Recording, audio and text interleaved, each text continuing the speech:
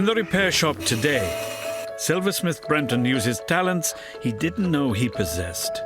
So this job comes with all sorts of challenges. I didn't think I'd be a plastic surgeon, but here we go. It's the first nose I've ever had to make. While furniture restorers Will and Graeme prepare to perform some reconstructive surgery of their own. All of a sudden I heard a big scream and a crack, and I rushed in and Mum was on the floor. We just sat down and went bang. Did you go for Mum first or did you go for the chair first? Mum first. If I went for the chair first, I wouldn't be standing here. But first to arrive at the repair shop is Cheryl Matthews and her daughter Philippa from Wolverhampton. Hello. Nice to meet you. Likewise. In you come, ladies. Cheryl and Pip have an unusual timepiece that needs the expert eye of Steve Fletcher. Hello. Hello. I'm Steve. Hello, nice to meet you. Hello. I'm Cheryl. Pip, nice to meet you. Hi, Pip. A lady holding a swinging clock. Yes. You said it swings. What do you mean by it swings? Well, that little thing that's fallen off, Yeah. it pivots on this. Right. And then this has got little spikes on. And those spikes... And the two spikes rest on that, and it swings. Right. It's lovely to see it going as well. I've seen these before. They're sometimes called barmaid clock. Oh, Right. OK. She's a barmaid then, yeah? So what's the story behind this one? It was my grandparents' wedding present. Right. They got married in the late 20s. They passed it on to my mum, OK. and then Mum passed it on to me. Right. Unfortunately, it's in this state now, so Mum gave it to me on the premise that I looked after it, and I don't feel like I've looked after it. OK. It's in a box You now. know, so it would be lovely to get it back in the way it should be. Nan doesn't know it looks like this, does she? No, Oh. She knows it as fully working then, it was whole when she gave it me. not in the box in bits. No. OK. All right, we'll keep it a secret. We won't tell She'll her. never know. When was the last time it was working? About the 70s. Oh, right. Yeah, OK. yeah. Not for a long time. No. It's always been awkward. It's always been hard to keep going. It used to be on the mantelpiece. Right. And if ever they leant on the mantelpiece, the clock would stop swinging. so when my mum had it, she put a glass shelf in the corner of the room Right. so that nobody would touch it. OK. And it did used to swing, but it just never kept going, kept good time. Right. And there's obviously been some work done to it. Yeah, my father-in-law tried, but unfortunately he's not a clock or a watch mender. So, but no, I couldn't get anybody else to look at it. OK. I've been to 2 or 3 clock menders and they wouldn't look at it. OK. I mean, they are regarded as a slightly a problem clock. Are they? Sometimes. Oh, well, that doesn't surprise me. Yeah. And I can see that your father-in-law's had fun and games getting this back off. Yes. Undoing it is a real difficult thing unless you know what you're doing. Right. So there's lots of bits and pieces in the box here. So Yes. I'm hoping that all the bits are here. Yes, I think they are. I hope so. Yeah, I hope so, Because that yes. becomes a bit of a problem. Yes. Not for you, Steve. There's nothing's a problem for Wow. you, man. Come on. Makes it more difficult, let's put it There that you way. go. Right, more difficult. Well, we can handle that, can't we, Steve? Yeah, we can. It's great stuff. Lovely. Well, thank you for bringing it in. much. All right? Thank you very much. You take care. I feel bad when I look at the clock. It's one of the few things that have come down from my grandparents. Mum remembers it when she was a girl, I remember it when I was a girl, and then because we're going down the female line, it'd be lovely to pass it down to Pip as well. Oh yeah, once Steve's finished with it, I think I'll be kidnapping it off you. I like it. You don't need it. You haven't got anywhere to put it yet. I need a house first, but then I've got a clock already, so yeah. So this is a problem clock, then? You know about these kind of ones? Some of yeah? them are problem clocks, yeah, and this one really has been through the mill. So why are these clocks a big problem, then? Because they have a small weight inside that just swings one way than the other. Just enough just to swing the pendulum one way and another as well. So that'll explain when they was leaning on the mantelpiece, it would stop working. Yeah, no, then. exactly. All of that, yeah. So all these things you know, fully in control? Yep. Everything's going to be hunky-dory? I'm hoping all the bits are there. I'm really hoping all the bits are there. the bits are there? Yeah. Well, I'm going to wish you luck. All right. All right, see ya.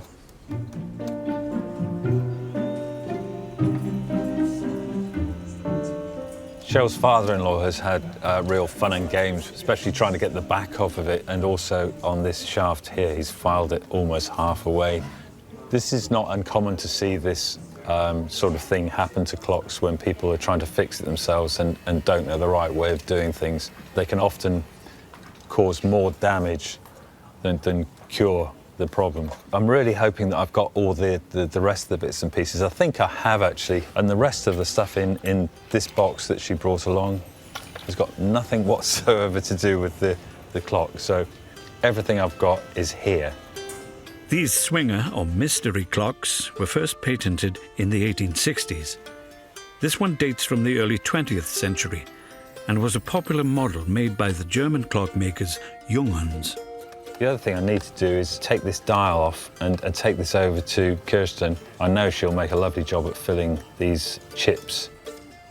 So it's over to the repair shop's ceramics conservator, Kirsten. Hi, Steve. Oh, that's very diddy, isn't it? It is diddy. What do you reckon?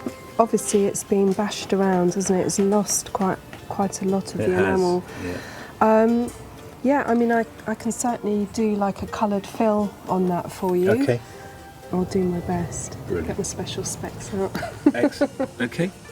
Not desperate hurry. About 25 minutes. Okay. Leave it with me. Okay.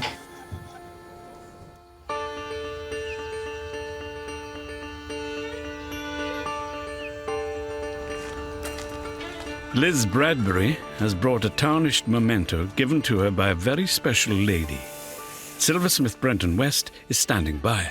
Hi, you must be Liz. Hi. I'm Brenton. Oh, nice to meet you, Brenton. What have you brought? I have brought my great Auntie May's silver hand mirror. Okay. Well, at least I think it's silver. Okay, let's have a look. Oh, isn't that lovely? Oh dear, Yes, we're missing some glass. yes. Can you remember the moment that Great Aunt May gave you this lovely Yes, mirror? very clearly. She invited me into her bedroom, and which, as children, we didn't normally go into her bedroom. Did you think you were in trouble, or? Well, I did sort of that, because I thought, oh, you know, what does she want, sort of thing. And I knew it was something special to her because she took it off her dressing table, and I was overwhelmed, really, because I was quite a little child at the time, and it seemed such an important, precious item, so shiny and silvery and grown up. And tell me, what did Great Auntie May mean to you? Does this bring back memories of her? Oh, it certainly does. Once a year, we always went to stay with her, my dad, my mum, and myself and my brother. Okay. She made it a lovely little family holiday for us in her little terraced house in Swansea. We always used to have a lovely time there, and she always used to take the best care of us. My father was one of her nephews, and she used to look after him when he was little as well. Really? She was one of these ladies that was in the background, but she was always there as well? Yeah. always holding everything together. It's a lovely item, and I love it. It looks like it's silver. Do you know if there's any marks on it? Any hallmarks or anything? Is there something on the handle? No, I can't see. Oh, is that something at the end there? Is that, or is that just a dent? That's just a dent, I think. Well, also, the lady's nose is missing. Okay, yeah, I can see that. I might have to make a new nose for her. A little dainty nose. A little dainty nose for the lady, yeah, okay. Yeah. And then we need to do a bit of repair on that, and then obviously a new mirror. I regard it as a sort of a tribute to Auntie May, really. It was important to her, and it's come to represent her love and her kindness. Right. It's priceless to me. When I hold the mirror, I'm always sort of transported back to when I was a child and my holidays, and that's what the mirror means to me. It means love, really. So this is a lovely, lovely mirror, and I know it means an awful lot to Liz to have it repaired. We've got a bunch of dents in here that need to be removed, and of course it needs a really, really good polish. This silver is very thin, and what happens is the thinnest parts, where they're raised up here, get worn away. If it's put down on a dressing table or if it's polished too hard, this poor little thin hollow nose is the highest point on the mirror. It's the first thing that's going to hit the table when you put it down, and her nose is completely disappeared. So we're going to make her a solid nose so that it lasts a bit longer than her old hollow nose she used to have. Inside, I'm going to be heating up some pitch, which is what it had originally. That's what this black is here. I'll be putting the pitch in to give the silver strength again and to give the mirror some weight. Now, with a strategy in place for this Art Nouveau looking glass, Brenton can tackle all the tarnished silver with a trick he's used for years. I'm going to put some aluminium foil, some baking soda and some hot water in the bowl. It's ordinary baking soda, so it's not poisonous. No exact amount, just a good old dollop of it. You may put your own piece of silver in here as long as it's silver on its own. No pieces of wood or ivory, or if it's still got its mirror in it, I would not recommend this. If it's a silver spoon or something like that, or a coin, it will be fine. The silver has to be in contact with the aluminium paper, the aluminium foil, for the reaction to occur. And indeed, if you look at it now, you can see it starting to clean up already. So I'm just going to put this in, leave it in the aluminium foil. I'll probably put that over the top of it, and we'll leave that for 10 minutes or so, and we'll come back and check it when it's done its bit.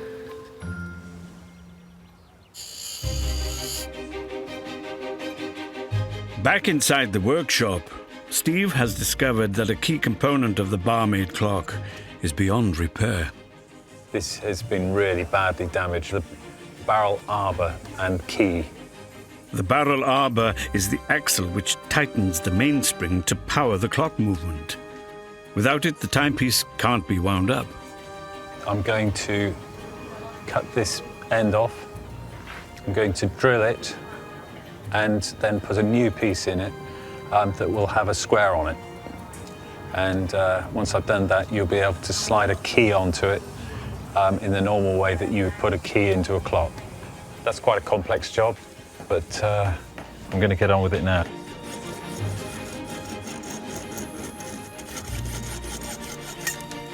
There we go. This watchmaker's lathe is a lovely piece of kit for keeping things really accurate. The next job is I've got to make up the square with a little pivot that goes into that hole. I'm going to make a square out of this blue steel. This blue steel is really, really strong. When you put a key on it and turn it, it's not going to bend, it's not going to break. It should be absolutely fine once I put it in there. It's very tough material.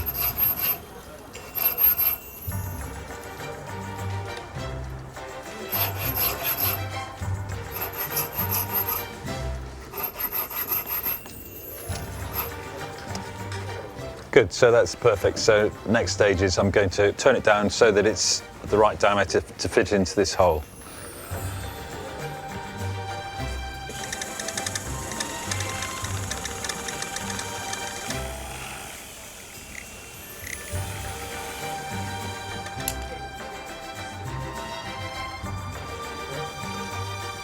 Good, that's a really good tight fit. And job's a good one. At her workbench, ceramics conservator Kirsten has cleaned decades of dirt from the antique clock face, but it's exposed several deep chips in the enamel. My plan now is to actually just try and do a colour fill on these areas of loss. So for that, I'm going to just use like an adhesive, which is specially sort of made for ceramics and glass. And hopefully that's going to fill these areas and mimic the enamel quite nicely. I'm going to add quite a lot of titanium white in the hope that it will make this fill quite opaque and block out the copper that's on the base. I'm going to try a little bit here and see how it's looking. I think that's looking quite good. While Kirsten works on the clock face, Steve is cleaning the rest of the parts, which have accumulated years of grime from sitting above Cheryl's grandmother's fireplace.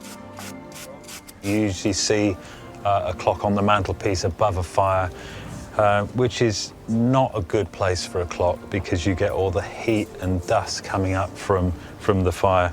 I'm talking about open fires mainly. So this is very old-fashioned clock cleaning fluid. It's an ammonia-based water solution. It's really quite satisfying cleaning up clock parts. So you know when you get it back together again, the whole clock's going to look beautiful. And also, the next clockmaker can see that it was done very well the last time, and there's a certain pride knowing that you're handing it on to the next clockmaker to take it apart in order that they know that it's been looked after well in the past.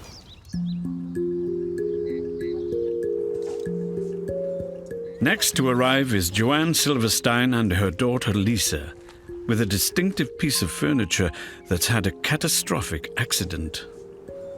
I'm Will. I'm Joanne. Joanne, very nice to meet you. I'm Lisa. Oh, Lisa, very nice to meet you. Hi, Joanne. Hi. Graeme. Great. I'm the daughter. Hello. We've been expecting you with this interesting chair that I presume shouldn't be in two pieces. No, absolutely not. Is this an Eames chair? It's an Eames lounge chair. It's called a Model 670.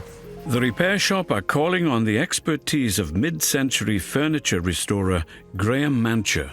It's definitely an Eames chair. It's definitely a real one because there's a lot of copies. This is quite an iconic chair, and I'm sure I've seen these before with, is it like a footrest or an ottoman or...? Yes, there is a footstool. Yes, I do have that. Oh, do you? Yes, oh, I right, do. so you have the set. Well, I bought it in about 1962. It's had plenty of use. It was the first piece of furniture I ever bought for my flat. But it was an iconic chair. You know, it was the furniture to have. What were you doing in the 60s? Well, I came over from America, right? I caught the accent. And I was following a young photographer. He had been sent over by American folk to work for English folk. Joanne and her late husband Donald moved to London from America in the swinging 60s. Joanne was a model and successful fashion designer. Donald was the go-to photographer for the biggest stars of the fashion and music industries, including Jimi Hendrix. He did a series of very famous photos of Hendrix, stripped to the waist. Yeah. And big hair and so on. Wearing like a medallion or something. Yeah. Meeting those musicians was quite exciting. Imagine. I wanted to keep the chair for Lisa because her father's favourite chair. He spent a lot of time in it, lots of memories, him just sitting there and us being children running around while he was sitting in the chair watching all of us. After 2 daughters and 4 grandchildren spinning around, it's pretty well done in. But it lasted all these years until recently. We just sat down and went bang. It literally just snapped. Literally, yes. Snapped. I was with Mum. Right. And I went into the kitchen to make a cup of tea. All of a sudden I heard a big scream and a crack, and I rushed in and Mum was on the floor. Did you go for Mum first or did you go for the chair first? Mum first. If I went for the chair first, I wouldn't be standing here. So how did you feel when this broke? I was absolutely devastated because I had always promised Lisa this chair, her father's chair. And I thought, oh no, you know, that's it. That's it. Never happened. Is this a straightforwardish sort of break and mend and... Well, it's not uncommon. I've seen a few of them like this because the chair depends on key points, which are these rubber mounts under the arms. And what's probably happened, in fact, I'm sure what's happened here because it's broken here, this mount has come away and unfortunately the chair, were you sitting in it when it broke? Yes. What's probably happened here is you sat in the chair, this went, but Yes. and as it broke, you were leaning back, it swung round, and unfortunately, instead of the mount coming away, the plywood snapped. Right. So it's quite serious. I think it can probably be fixed, but it's going to actually require a new lower back panel. Now, the problem there is this is Brazilian rosewood. You can't actually get it anymore because it's an endangered species. So the new panel won't probably look quite like this, if that's okay. Well, it has to be, I imagine. It's the fact that we want it fixed, no matter how. Do you feel that it's going to be strong? It'll be strong, but within the constraints of the design. So if I have any great-grandchildren, they can still spin round. I think you could safely say they'd be okay to do that, and one at a time. And one at a time. One at a time, definitely. This chair's been loved, it's been at home, it's something you cherish and has a lot of memories. And to my mind, I would say that probably the main thing is to actually get the thing up and running again and make it reliable and have it so it lasts. Well, I think it'd be fantastic. It's such an emotional attachment to this chair, and I so have promised it to Lisa for so long that if I couldn't fulfill that promise, I would feel very bad about that. Nice to meet you both. Good luck with the repair. Yeah. I kind of feel a strong, energetic connection with that chair and my dad, so that's why it's really, really important. Nice chair. It is, or it was. Shame it's in two pieces. It is. I think it can be put back together and be... You think? I'm pretty sure it can, actually. Sure. In actual fact, yes, it can. Not to be overly optimistic about it. Basically, we're going to replace the lower back panel, that's this bit of plywood here, Right. because this is a write-off. Yeah. The leather will be cleaned. I'm going to tidy the base up, and then it'll be a case of putting the thing back together. Well, I will give you a hand back of the Thank you. bench. Okay. I'll take the lighter part. Yes. There have been many imitations of the Eames lounge chair. The original was designed by American husband and wife team Charles and Ray Eames in 1956. It remains a highly sought-after piece of fashionable furniture. Graeme has become one of the world's authorities in restoring these chairs and knows them like the back of his hand. This is the part of the back that has broken. Now, as I take this off, I can see that it's actually been repaired before. You can see that in the light just there. There's actually a slight sort of imperfection in the wood. It broke in a similar fashion to what it's broken this time, except this time the wood snapped completely and you can't do anything with that. So that's the broken panel that's going to be disposed of, that's scrap.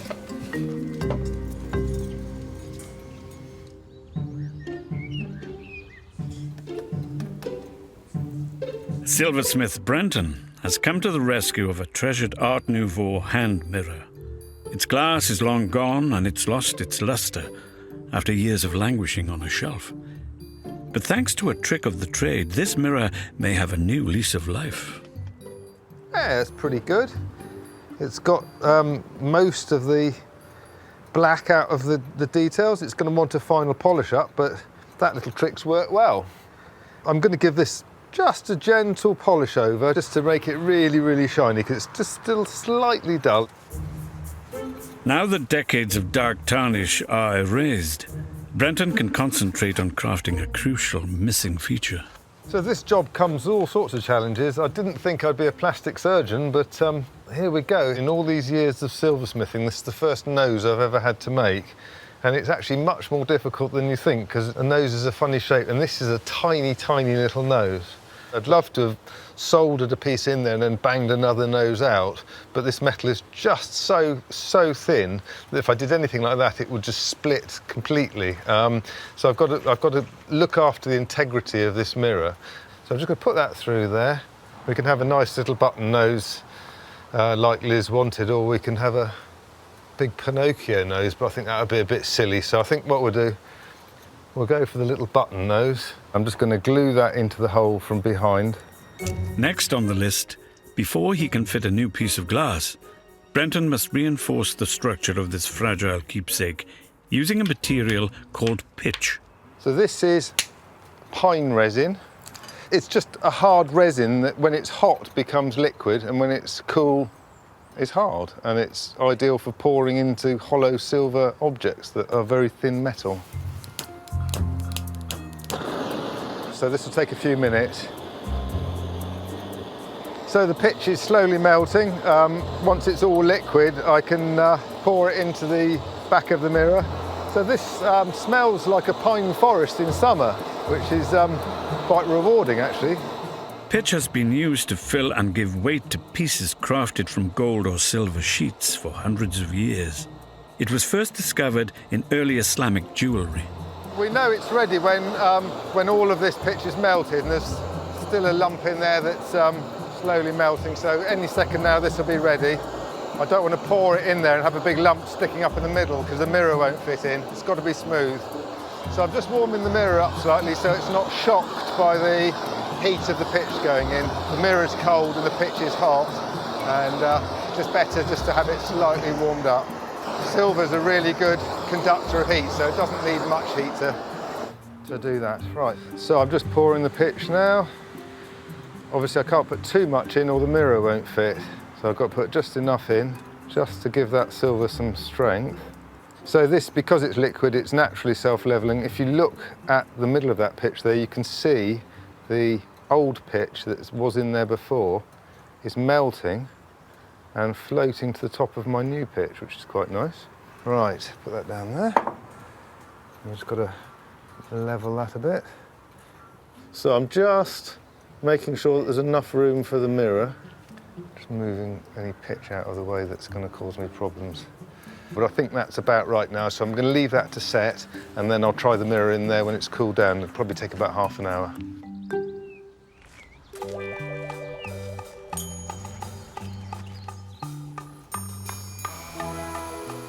Restorer Graeme Mancha is rescuing a 20th century design classic, a genuine Eames chair.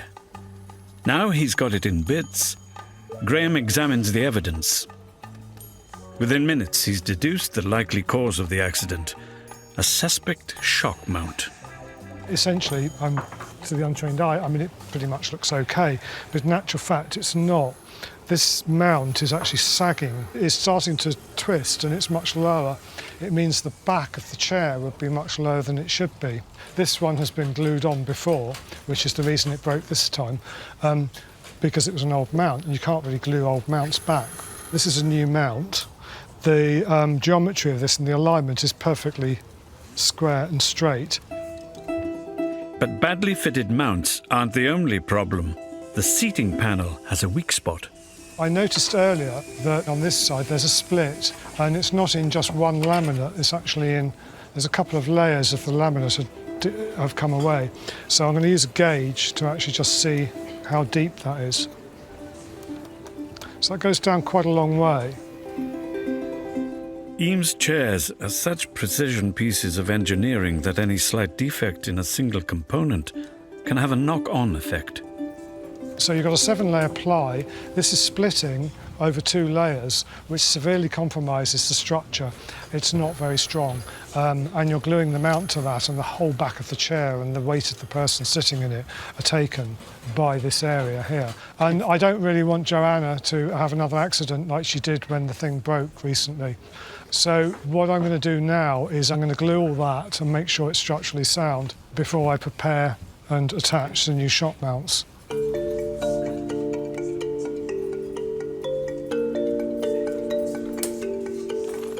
A few hours later, the base panel is now solid and safe.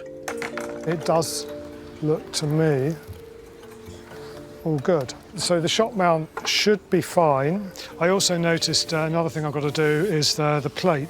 You can probably see if you look at that, you can see how bent it is along the straight edge. That's happened when the back fell off, so that needs to be straightened out.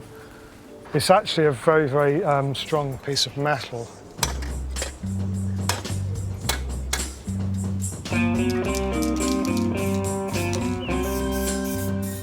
Every component of the cherished chair is examined, refurbished or upgraded.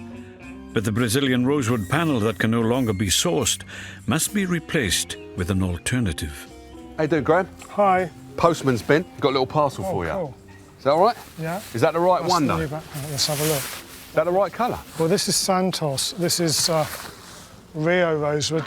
This is the closest we could get. Right. Clearly, there's a variance in the colour.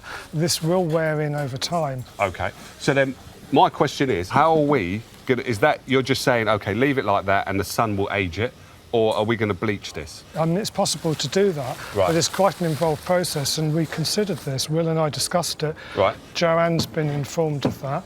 Okay. The conclusion we came to was that it's best to leave it like this, and it's an honest repair. OK. You've got to remember, this is a repair, it's not conservation, and that is the most practical solution. So it's an obvious repair, and we can see that it's obvious, so we're going to leave it in that colour? Yes.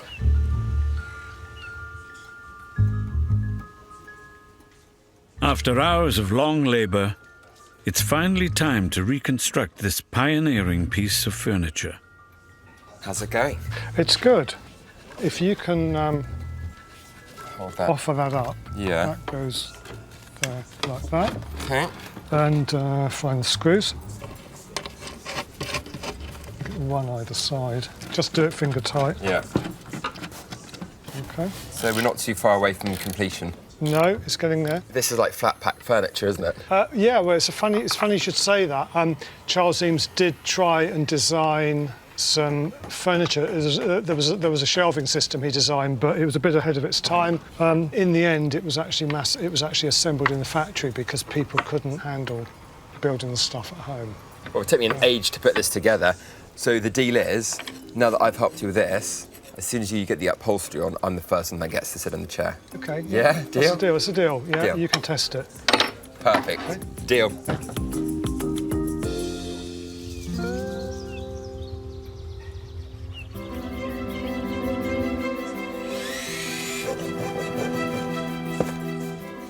At his bench, Steve is also busy reassembling. He's getting ready to see if the barmaid clock will ever call time again. It's been quite a nice clock to work on, actually, because repairing the barrel arbor and doing some other repair work is proper clock making, which I particularly quite like. So, yeah, nice job. Just hope it's going to work.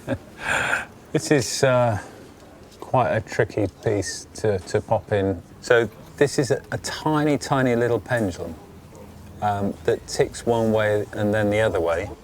And that's all the power it needs to swing this big pendulum. I just think it's fantastic that a tiny, tiny little weight is just moving one way and then the other way. So it's the whole clock that acts as a pendulum that will regulate itself. But there's one part that Steve's still waiting to get his hands on. The enamel clock face. Ah, fantastic.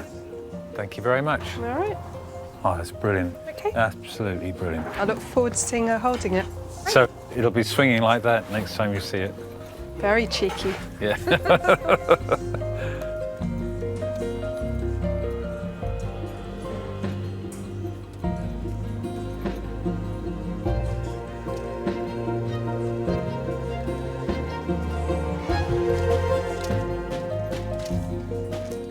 With the clock reassembled, it's time to see if all Steve's hard work has paid off. This is the best part, really, of doing this job, just to see whether it does tick or not. This is the moment of truth.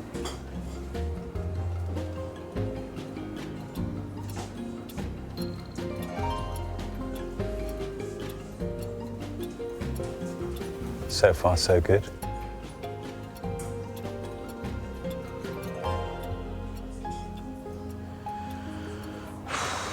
Good.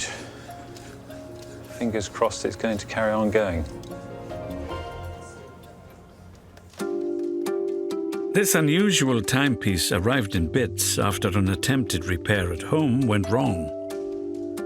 But with some expert reconstruction and a little TLC, it's happy hour for the barmaid once again. And just in time for Cheryl and Pip's return.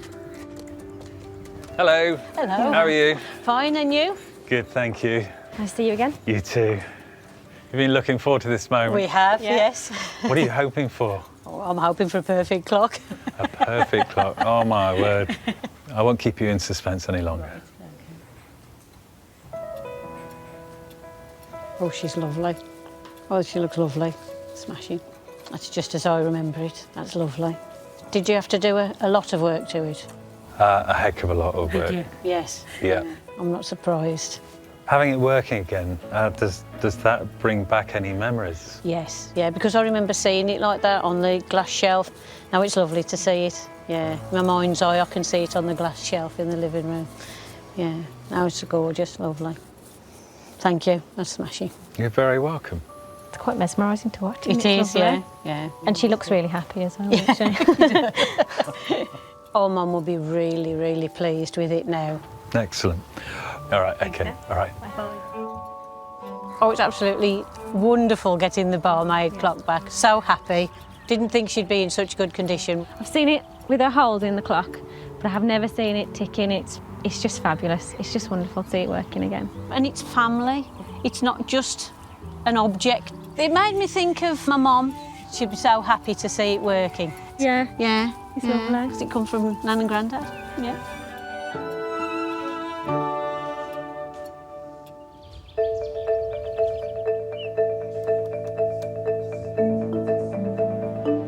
Silversmith Brenton is adding the final flourishes to an Art Nouveau hand mirror. Its transformation is a reflection of hours of Brenton's hard work. It arrived dull, dented, and with several important features completely missing. Now owner Liz is back to see her much-loved great-aunt's mirror again. I'm really excited. I can't wait to see what Brenton has done, and I'm hoping that he's mended the nose and that it's all shiny and new and it has a glass in it. Hi Liz, nice to see you again. Hi, nice to see you again. All right. Hi. How you doing, Liz? You all right? Hi, I'm fine, thanks. That's good. So you've come to pick up? My great Auntie May silver hand mirror, and it had sort of Art Nouveau. That's the one. Art Nouveau lady on the front. Right. Okay, and she had something missing, didn't she? Her nose was missing. There you go. Oh, that is so beautiful. Thank you so much. May I? Of course. Oh, thank you, Brenton. Right. That is so beautiful. And she has got a nose. She has got a nose. She has got a nose. And you've cleaned it all for me. Thank you. It's beautifully shiny. I'm going to turn it around, Nancy. Oh, and it's got glass in it. And I can see myself. Oh, that is so fantastic. So when was the last time you've used that then? Oh, about 15 years ago, might be longer. I did try and get it repaired. Okay. But nobody could do it, so... Come to the best here. Oh, my goodness. I'm not allowed to leap across here and give you a hug, am I? No, he can come around and give you a hug. He's a gentleman. He should be coming around to give you a hug. Can I? Oh, Yes. thank you so much. It's my pleasure. Thank you so My much. pleasure. My pleasure. Really lovely. I'm just thrilled because it brings back lovely memories for me. When I hold it, it takes me right back to the moment when she gave it to me. And how amazed I was. It's a nice thing, and it wanted repairing and bringing back to life. And it's so lovely to feel and touch. Do I have to be really careful around this? I'm really careful around all of it. Right. The nose is probably the strongest bit. Oh, right. The nose is about the only bit you don't need to be careful about because it's solid, but the rest of it, you have to be quite careful with it. OK. Oh, I'm thrilled to bits. Oh, yeah? Yeah, I really Good. am. That's the aim. Perhaps I can pass it on to Yeah. someone. Who are you going to pass this on to then? Well, I might one day, I might have a granddaughter. Ooh. Because I've got two lovely sons, and one day they might have children. And mind you, I don't know what I'll do if I have two granddaughters. And you have got a problem, haven't you? But I shall hang on to it as long as I possibly can. Right, so you're going to use it until you get a granddaughter? Definitely. OK. I'm feeling really elated that my mirror has been mended. It looks just the way that it did when Auntie May gave it to me. Beautiful and shiny and lovely.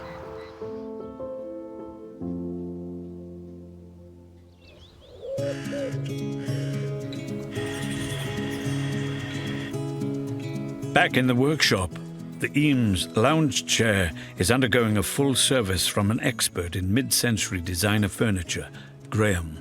So the headrest cushion is identical to this one, but it goes up the other way.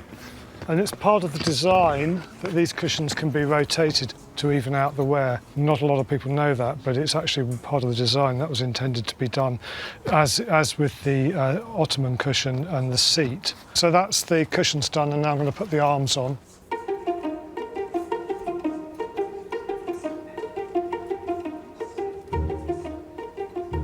Hey, Will, it's done. Look at that. It looks really good. Thank you. Really good. And hopefully it functions as it should do. Well, let's see. Great. Be my guest. Yeah, lovely. Oh, that's good. Spin. That is really good. I probably need about 5 more minutes of testing. OK, 5 minutes 5 only. minutes. 5 minutes. Oh, this is lovely. The well-loved, well-used chair arrived scuffed, tired, and broken in two.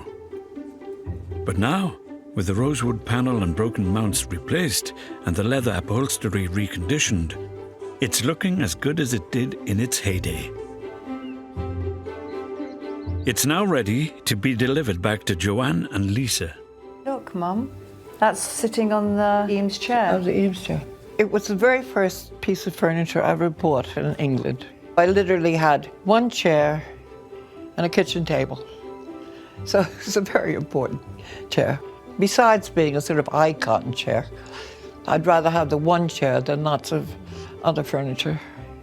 Because it was such an exciting period in my life, it means a lot to me. Okay, let's go. Oh, presents! I love presents. And this is a big one. I know. Yeah. Wow. Look how shiny it is. Oh, wow. Oh, look. Hold on, let's just see the back. Fantastic. Wow. Wow. God, that's amazing. It's incredible. So this is a bit that was broken. Are you sure this is the same chair? It looks fabulous. Every bit of it looks fantastic. Okay, Mum, I'm going for a spin. Don't break it again, please. You're much bigger now, remember? Yeah, exactly. Can you Just spin me around? Spin me around. That's it. Once, twice. Twice. Okay, and okay, now you'll go. That's enough. Okay, Mum, you need I'm to gonna go. have a sip. Oh wow! You know, it feels better than it ever felt. Brings back all the memories, doesn't it? Yeah, of course. You can't replace this, can you? You get no. It's definitely, you know, part of a time. It was just a very special time when I used to be able to sit with my dad quietly on the chair, so it was wonderful to have it back. Repaired and secure and not to break again. Spin, small spin. I'm so thrilled. I'm so happy to have the chair back, and it's been done so beautifully. It's to stay forever with lots of swinging and fun and memories. Oh, yes.